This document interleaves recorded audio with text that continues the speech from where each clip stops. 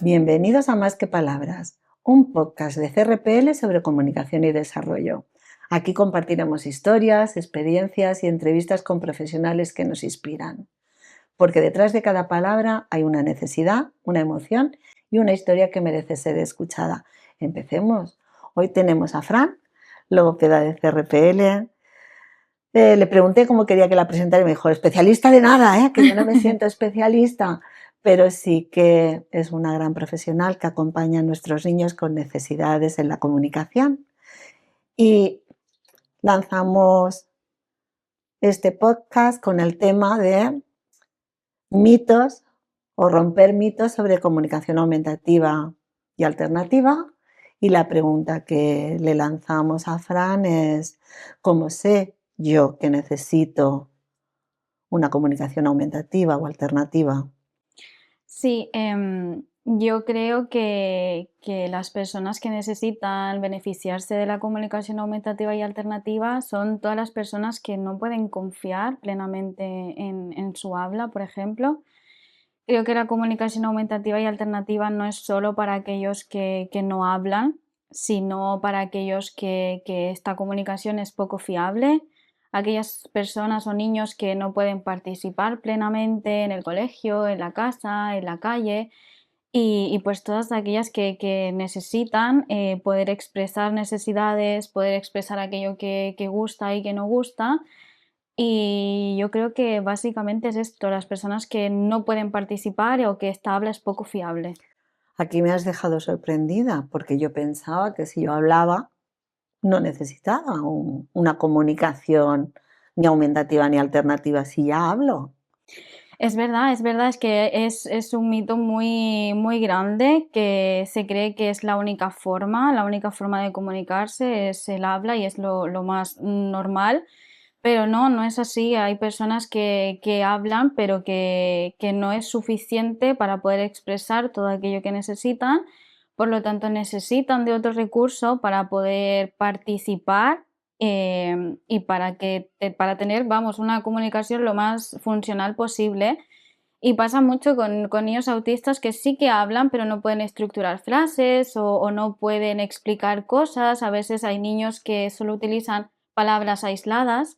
Por lo tanto, tener un recurso de comunicación aumentativa y alternativa les permite poder expresarse de forma más funcional y poder crear estas frases y poder expresar todo aquello que necesitan. Por lo tanto, creo que la comunicación aumentativa y alternativa no es solo para personas que no hablan. Ya, pero si hablan y utilizan la comunicación, ¿no dejarán de hablar? Este es otro gran mito. Se dice que el uso de la comunicación aumentativa y alternativa impide o retrasa o disminuye aquello que está, lo cual es completamente falso. Hay investigaciones que han investigado con grupos de niños autistas que hablaban, que no hablaban y que hablaban poco. Y en esta investigación se concluyó que no había ninguna disminución, que o se mantenían igual o aumentaban el habla.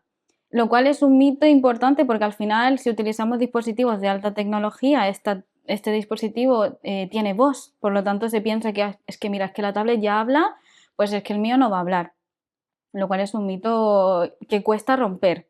Porque se entiende, ¿no? Cuando los padres vienen y te dicen, es que la tablet ya habla, entonces si él se va a acomodar y ya no lo va a hacer, es completamente entendible. Pero yo quiero romper con esto, con estos mitos y aclarar que no disminuye el habla.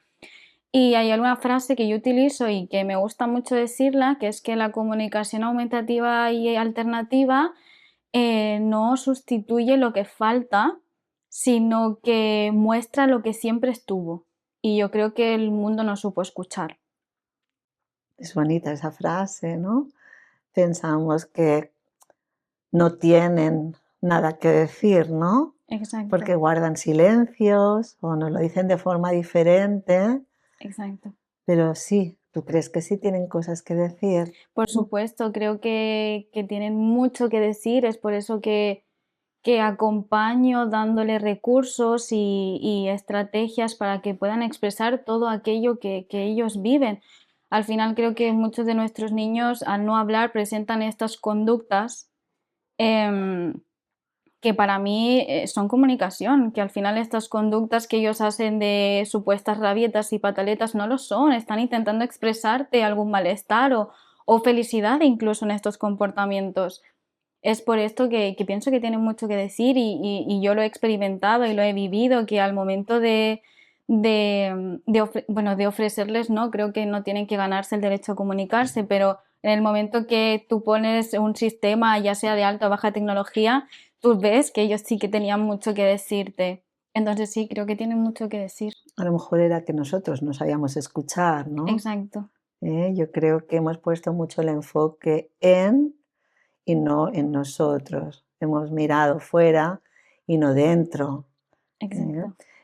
Porque pensamos que solo nuestra comunicación es la válida, ¿no? Y todo aquello que no se rige con lo nuestro no es válido, ¿eh? Exacto, es por eso que me gusta mucho romper sobre todo con el capacitismo, que es Ujú. este pensamiento de que solo hay una forma correcta, cuando creo que somos personas y somos comunicadores multimodales, o sea, hablamos con gestos, yo no podría estar hablando ahora sin mover mi cara o sin mover mis manos, y creo que todo es válido. Por eso siempre cuando estoy con niños y utilizo la tablet y pues ellos me emiten una palabra, yo no le digo dilo en el comunicador porque al final me lo está expresando y es válido. Entonces, sí, creo que somos personas multimodales y que nos Ujú. comunicamos de muchas formas.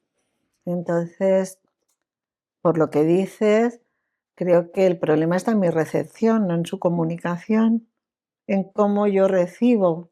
A lo mejor esa comunicación aumentativa es para que yo sepa recibir lo que me quieren decir, Exacto. ¿eh? Eso me hace pensar que sí, que mi visión puede ser muy sesgada, ¿no? Soy yo a lo mejor la que necesito el traductor, ¿no? Bueno, hablando de mitos, que es el tema de hoy, ¿cuál sería el mito de más peso o quisieras tú hacer énfasis en él?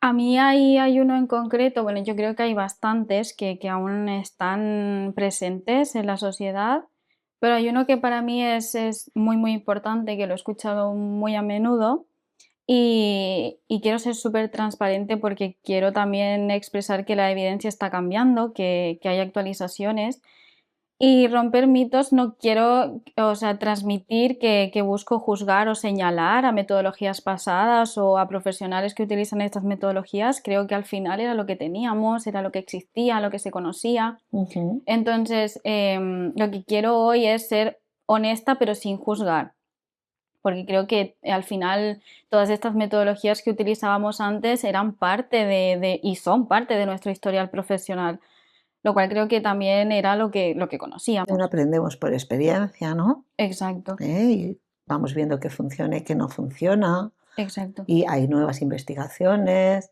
nos ponemos al día, ¿no?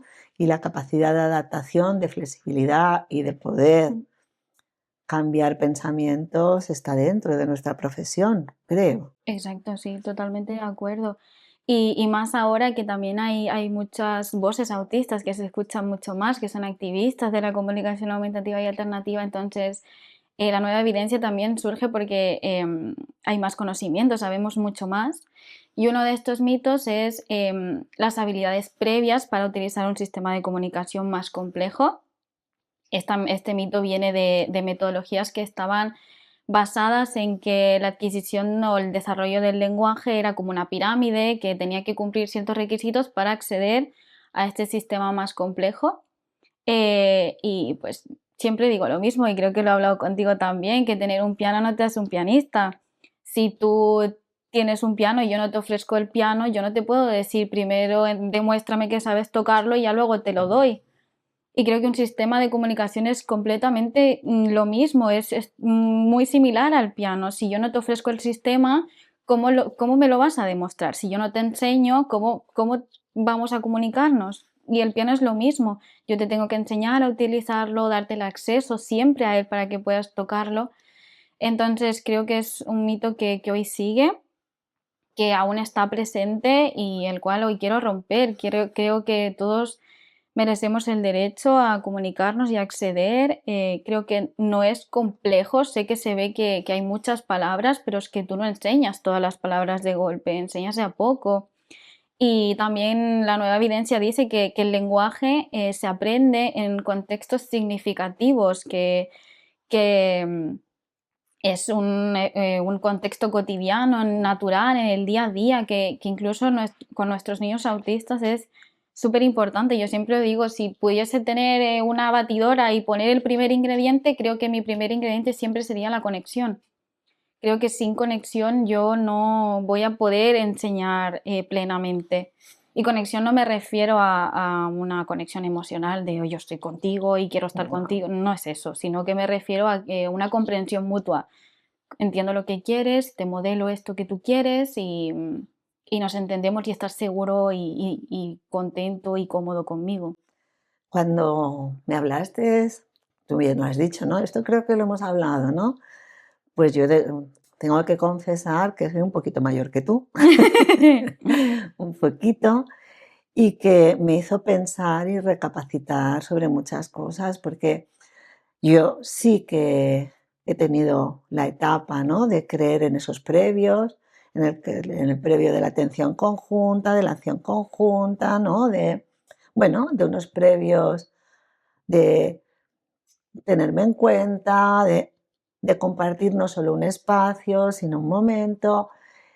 Y dentro de todos esos previos, los intentos de meter sistemas comunicativos aumentativos han fracasado, ¿eh? Venimos de una historia de fracaso de los sistemas. Hmm. Y cuando hice el clip y el cambio de enfoque, vi que era un mundo que no fracasaba, que habíamos fracasado porque no teníamos suficiente conocimiento. Esto es una reflexión propia y mía, ¿no?, que supongo que mucha gente, pues, de mi edad o desde mi visión, les pueda estar pasando, ¿no? Hmm. Entonces, puedes hacer como si no hubieras hablado nunca conmigo de esto y explicarme para qué yo hiciera ese clip. Sí, no es fácil, yo creo que no es fácil que todas las personas hagan este clic como tú, ojalá fuera así. Creo que esto sí que es un poco más personal, pero creo que tú y yo en un punto hemos conectado y creo que ha sido como una comprensión mutua, que es lo que también esperamos de nuestros niños autistas y nosotros mismos. Entonces, creo que esta comprensión mutua de Vicky, mira, te traigo esto que es nuevo y que creo en él, que hay evidencia, que me parece que es respetuoso y que podemos dejar las metodologías pasadas atrás. Entonces, no es fácil hacer este clip, pero sí que puedo decir que siempre intento utilizar ejemplos para que la gente pueda hacer este Ujú. clip, porque cuando das ejemplos es como, uff, vale, sí, tiene sentido. Y uno que utilizo mucho es que, vale, pues los niños autistas no pueden utilizar sistemas complejos sin tener estas habilidades previas, porque tienen que cumplir ciertos requisitos y porque esto es muy difícil. Y, y siempre pongo el ejemplo de nosotros cuando éramos bebés tuvimos 12 meses escuchando input lingüístico, nos estuvieron hablando 12 meses. Entonces, en ningún momento cuando nuestro hijo o hija, sobrino o nieto tenía 3 meses le dijimos, oye, mira, no me está comprendiendo el lenguaje, entonces te dejo de hablar. No me estás comprendiendo el lenguaje, pues te dejo de hablar. Ujú. No, no fue así. Tuvimos el derecho de recibir 12 meses de lenguaje y recién dijimos nuestra primera palabra, que fue mamá o papá o a veces solamente fue agua. Entonces, creo que este es el ejemplo más vivo que tengo para poder transmitir este clip de que se exige mucho, o sea, creo que nosotros tuvimos la posibilidad de aprender durante 12 meses sin que nos exigieran, sin que nos cogieran la boca para hablar o la lengua para articular y no comprendimos desde un inicio. Entonces creo que nuestros niños también tienen el mismo derecho, nuestros niños autistas me refiero, creo que tienen deberían tener esa misma posibilidad de ser enseñados con un sistema, de utilizarlo en casa, en el cole, en la calle, que sea algo significativo para ellos y poder adquirir esta enseñanza, pero no de golpe. Creo que ellos necesitan este proceso de aprender y pues creo que ese es el ejemplo más vivo que te puedo dar para que hagan el clip. Bueno, yo te puedo confesar que puede ser que haya una conexión, ¿no? Pero creo que la conexión es que nos apasiona este mundo. Yo Sí. creo que esa es la conexión, ¿no?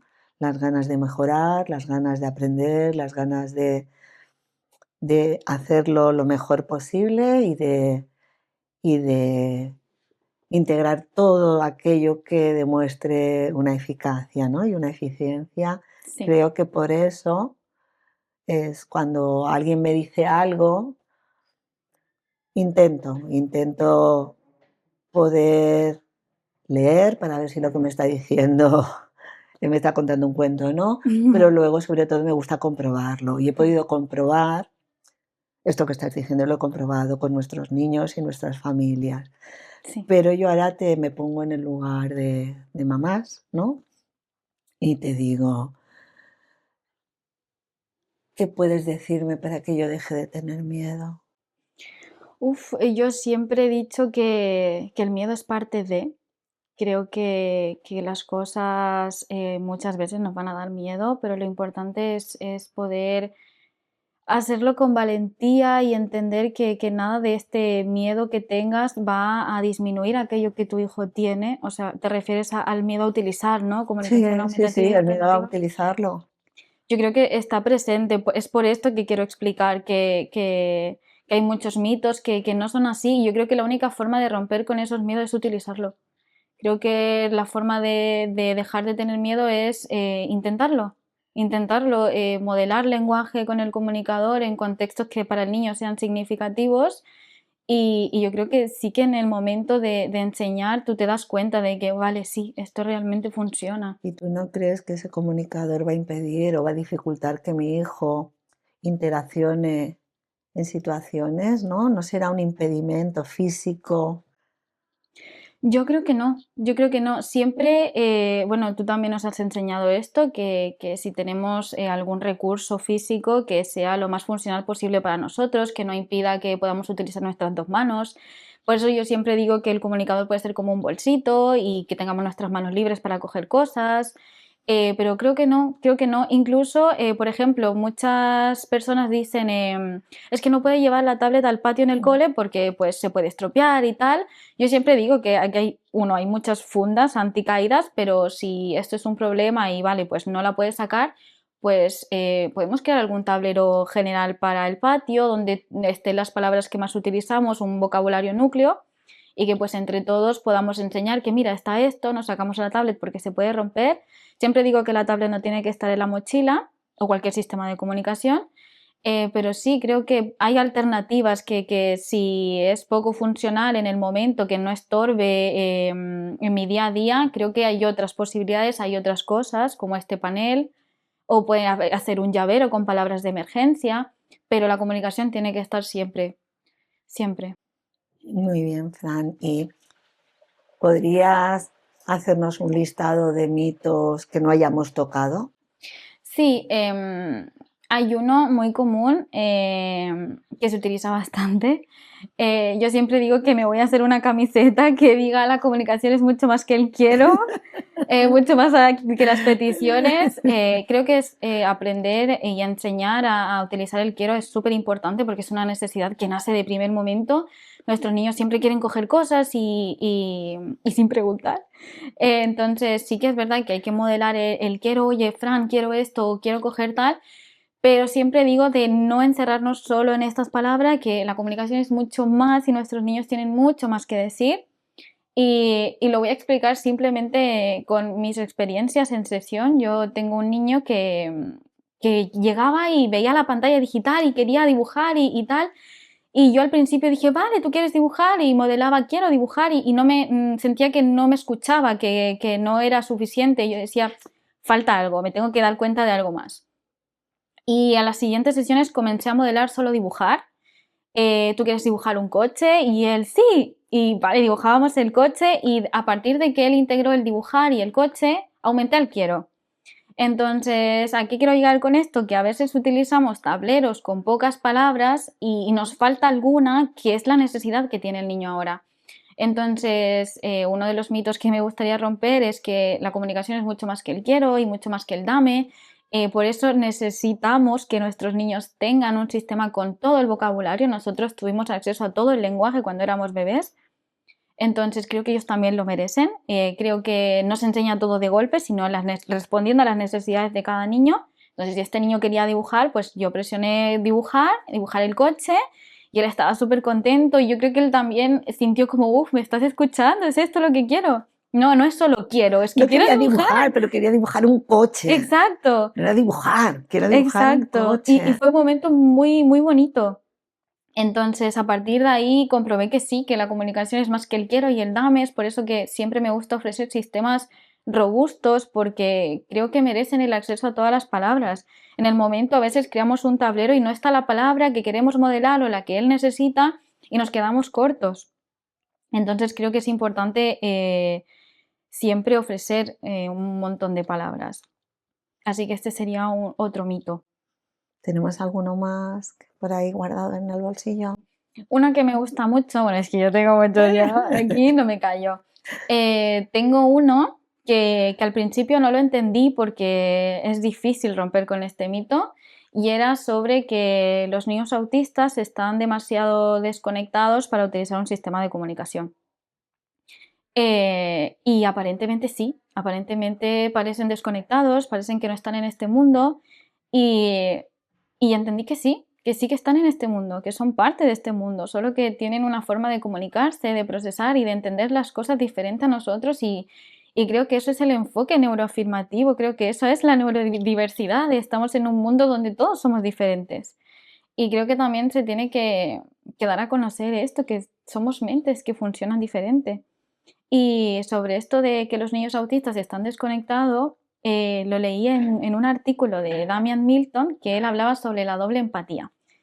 Y él explicaba que, bueno, él hizo una investigación con niños autistas y no autistas, y llegó a la conclusión de que no había un déficit en los niños autistas, ni tampoco en nosotros, sino que se comunicaban de una forma y yo de otra, y tengo una forma de ver el mundo y tú otra, y al final la única diferencia era que no había un canal compartido entre los dos. Entonces, en sesión yo siempre digo, cuando estos niños parecen aparentemente desconectados, busca un canal compartido, busca algo que disfrutar, seguro hay algo, intenta ver, observa, utiliza mucho el silencio, observa qué es lo que ellos buscan, qué es lo que ellos hacen. Entonces, creo que hay que buscar este canal compartido. Creo que no están desconectados, simplemente que procesan, comunican y viven diferente. Bueno, normalmente comunicamos con aquello que conectamos, ¿no?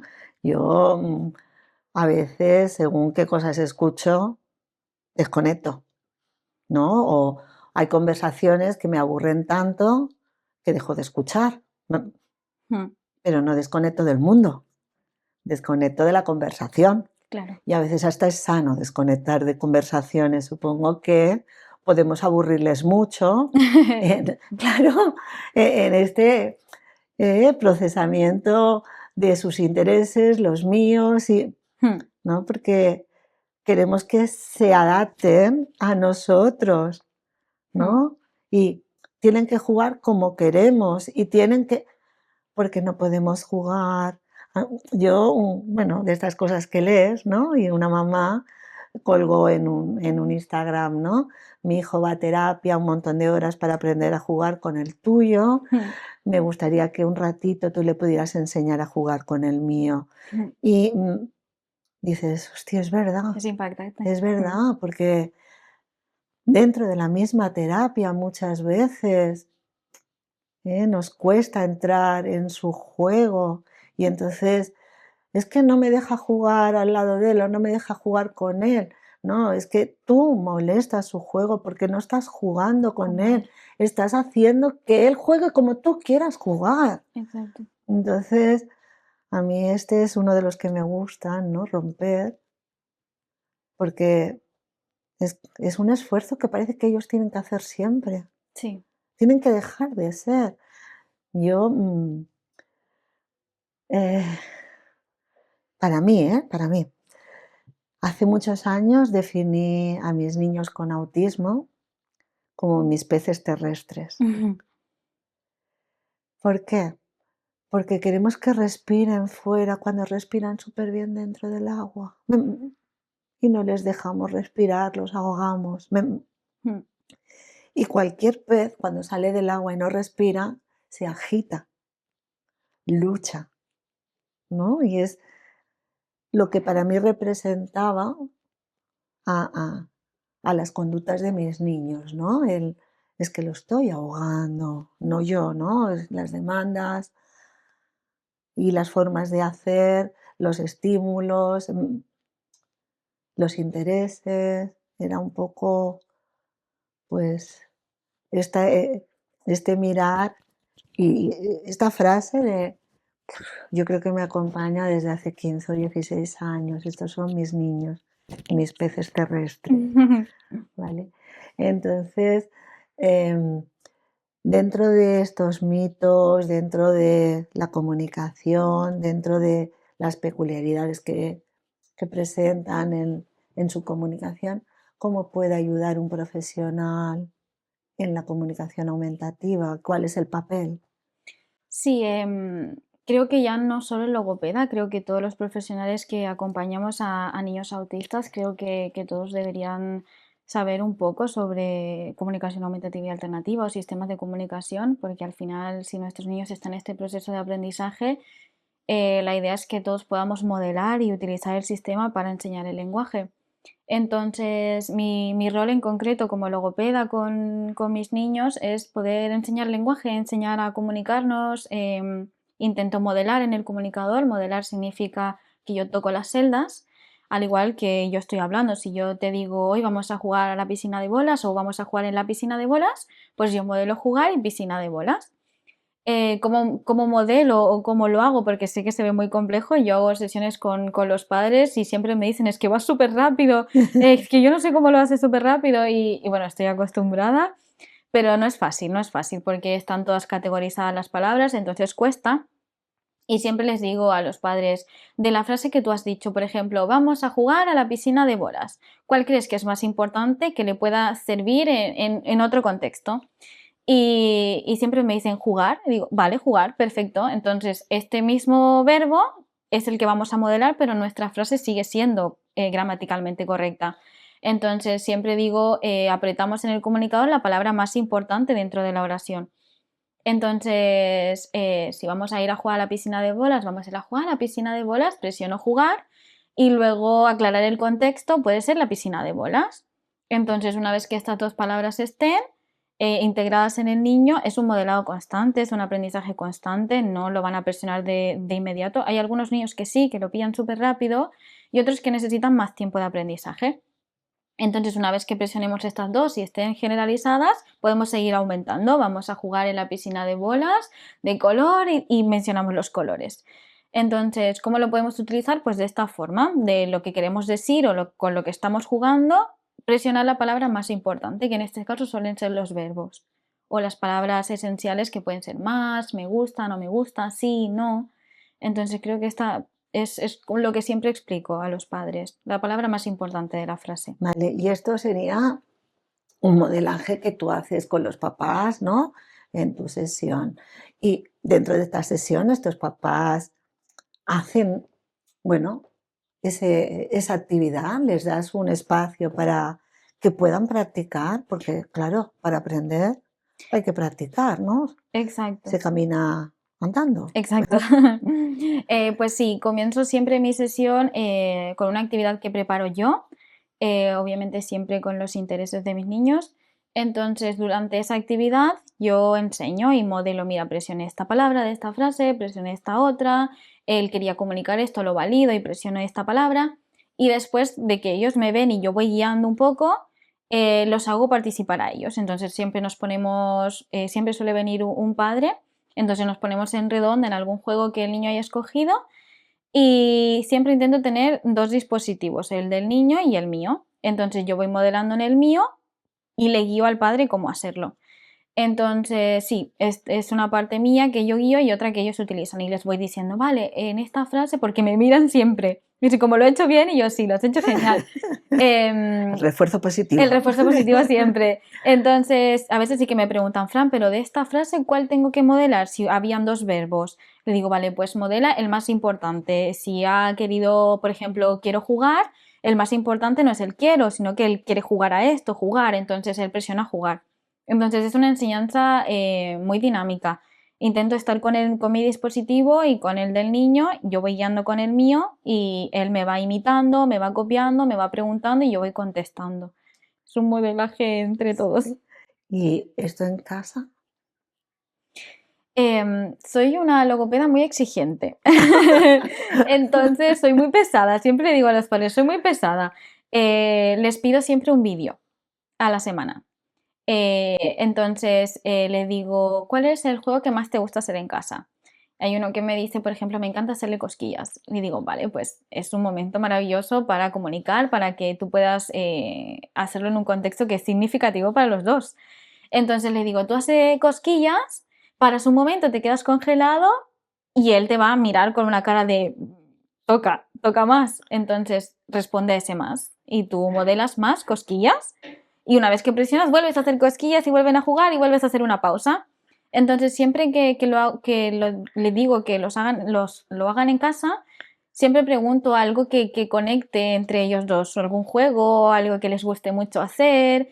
Hay niños, por ejemplo, que les gusta mirar los animales de la granja. Digo, pues ve, cuando vayas a la granja, puedes decir, ay, me gusta la vaca o este no me gusta tanto. Entonces le digo, dime cuál es el momento que a ti más te gusta compartir con tu hijo y a partir de ahí integramos el comunicador. Entonces suele ser con contextos significativos para ellos. Muy bien. ¿Y cómo lo reciben los padres?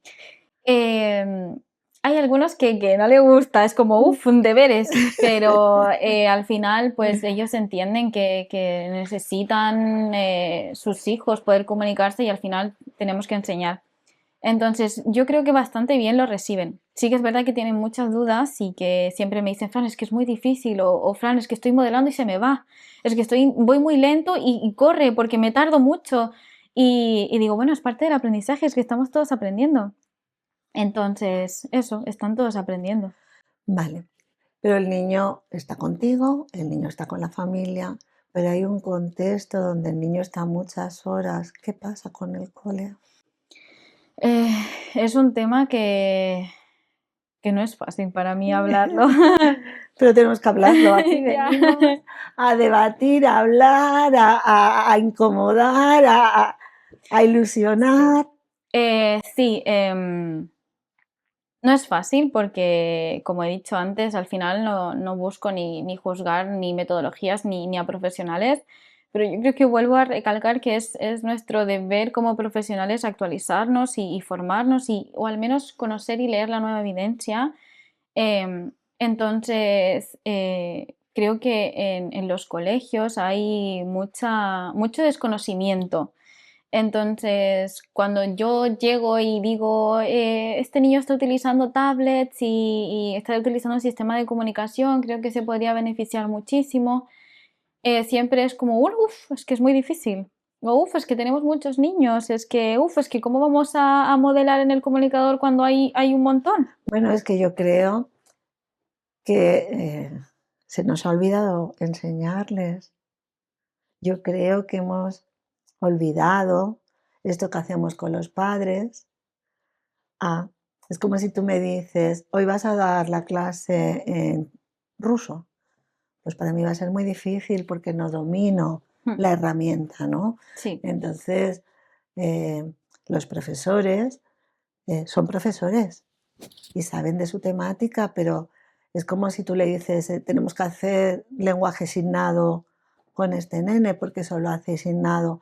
Es complicado. es complicado. Entonces, yo sí que no sé de qué forma, pero deberíamos de poder encontrar una forma de modelar dentro del colegio.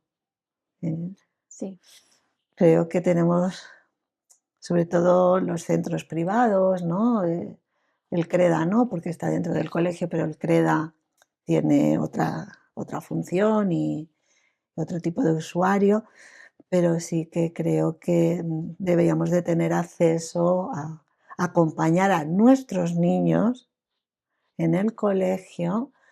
Mira, comentando a raíz de esto, hacemos terapia a una niña inglesa en online y esta mamá, yo le decía, búscate una terapeuta en Inglaterra que hable inglés y que pueda trabajar la letroescritura en inglés, ¿no? El lenguaje lo puedo trabajar en castellano yo, pero tal. Y me decía, es que no hay, aquí no hay logopedas que trabajen por la tarde. ¿Cómo que no hay logopedas? ¿No hay centros privados?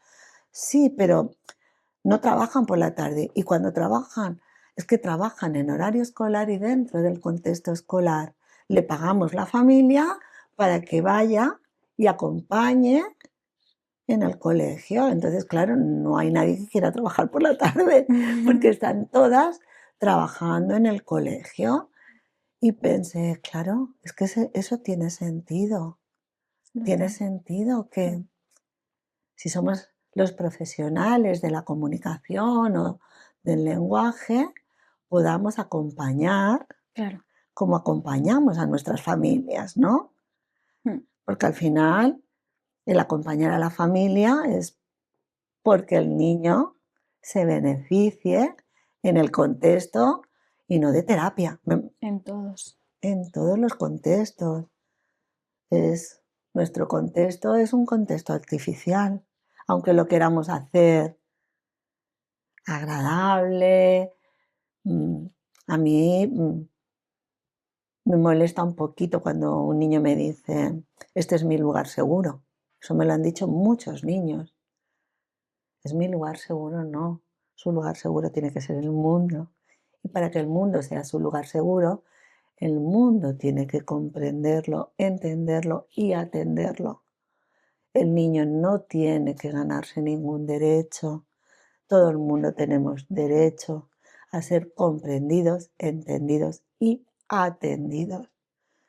Yo creo que es un derecho universal que no se gana, que se tiene. Entonces, bueno, iremos aprendiendo de la mano. Muchas gracias, Fran, por esta conversación tan agradable como siempre cuando hablo contigo.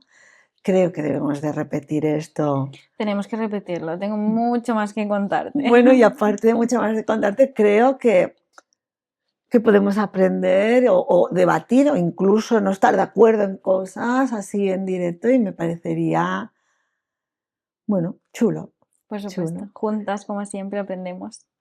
Antes de pasar a que nos des algunos consejos, sí que quería deciros que este episodio es posible gracias a CRPL, nuestro Centro de Logopedia y Psicología para Población Infanto-Juvenil y Adulta.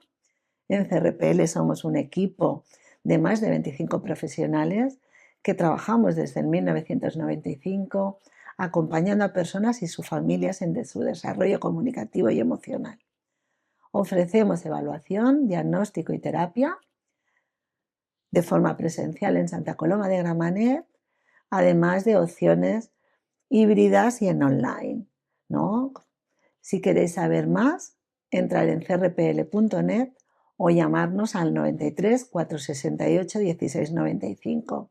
Tenéis toda la información en las notas del episodio.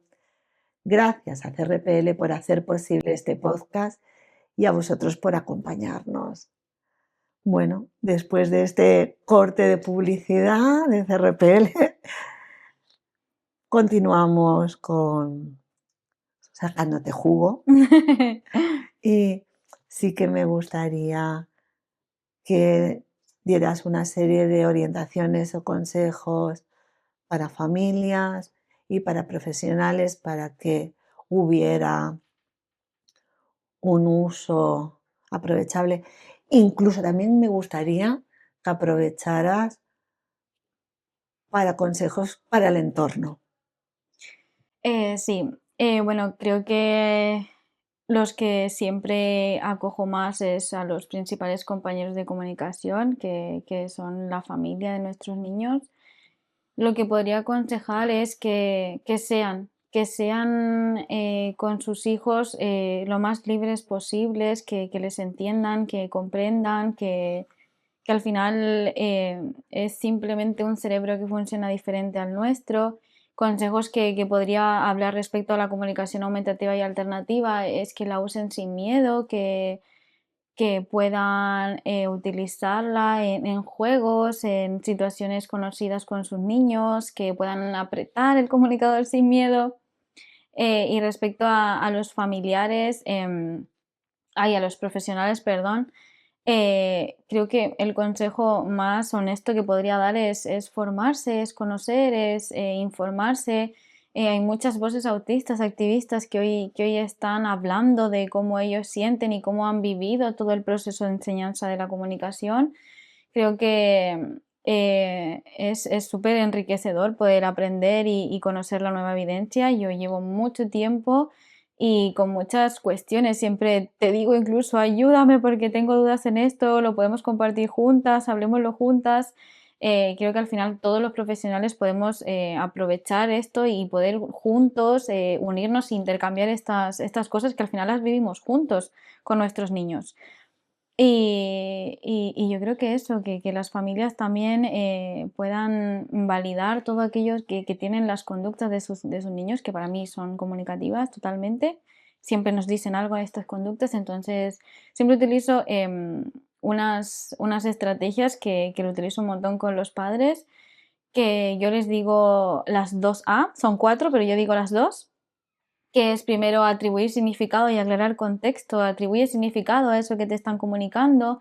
Atribuir significado significa si tu hijo está frustrado, pues darle un significado. Estás frustrado, estás cansado, estás agobiado, enfadado.